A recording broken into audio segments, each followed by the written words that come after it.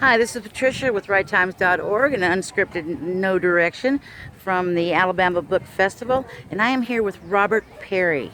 And he's in an interesting costume. And Mr. Perry, would you please tell us about your costume, its history, background, what's going on? Well, first of all, this ain't no costume. I'm Chickasaw, and 200 years ago, this is what the Chickasaws were wearing. It's a story that needs to be told, so I'm going to tell it. In the 1790s, my people who lived in the northern Alabama, who lived in Tennessee, who lived in parts of Kentucky, who lived in northern Mississippi, wore deerskins. Around about 1802,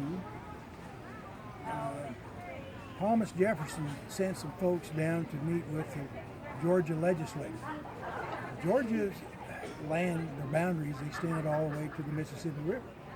And he made this secret compact with them and says, I'm going to get them Indians out of your country so you can settle it, but I'm going to do it peaceably.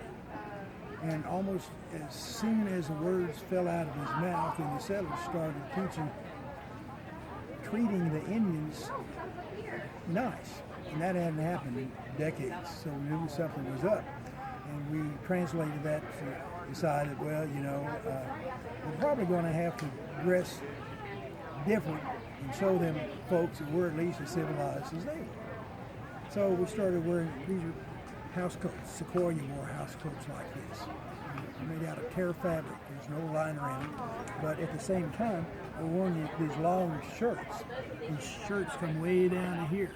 Well, in those days, underwear had not been invented. We're wearing these cuffs have got nice lace. And around here, this is all nice and lace. I, as a Chickasaw, would be very comfortable in not wearing these pants. I would be wearing a breech clout and leggings and moccasins, because that would make me feel like a real Indian. But nonetheless, I'm wearing this upper stuff. And we're doing this to show the settlers we were as civilized as they are. Well, lo and behold, come 1830, then our friend Andrew Jackson signs the Indian Removal Treaty, and we're gone. Okay. We no longer have to show the settlers we're as civilized as they are. We now know that we're more civilized than they are. And when we go to Oklahoma, we're wearing nothing but it's just plain ribbon shirts. So when I go back to Oklahoma dressed like this, they say, "What are you, a Muslim? What is this?" And then they're just not satisfied that Chickasaws used to dress this way. But nonetheless, I do it because they're historically accurate. And everything that I wear here is historically accurate to the time. Mm-hmm.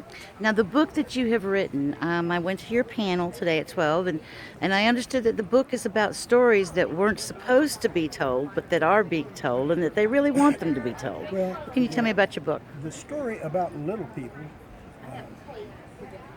they were always suppressed. In fact, it was a taboo for years that you just do not tell these stories to anybody else. You don't even tell them to your brother. You don't tell them to your mother. But in those days, Indian mothers, there was no other way to keep their children well unless they knew medicine plants. And our people were jerked up like this was a giant helicopter. And we put the whole tribe 600 miles and plunked them down in Indian territory. And they said, "You're on your own." Well, the plants are completely different. And the plants that Mama used to treat her children for this particular ill in Alabama or Tennessee or Kentucky or Mississippi are different. Fortunately, there's little people wherever there's woods. And if you can find some who are interested in helping you, they will teach you quickly on how to use the medicine plants. When we were in Alabama, we knew what to do because we'd been here 10,000 years. And we knew where everything was. And if it wasn't blooming here, we know we could send a man all the way to Arkansas to pick them. flowers from the yellowwood, that's only blooms every 6 years, and bring it back to this ceremony to make this child live. Anyway, we don't tell people the secrets about how we got here. My books don't give away the secrets. They're not going to tell you where you can find them.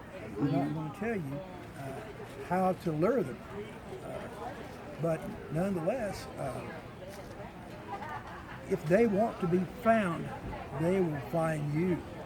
Otherwise, you have no interest. You can't entice them in any way. So, And the title of your book is? 3 Tribes of Little People. And can this be bought at Amazon and at other booksellers? Yes. And do you have a website? I do. And It's www.ancientoklahoma.com, because I've been writing about the tribes of Oklahoma, not just Chickasaw. okay. Thank you for joining me today on Unscripted and No Direction.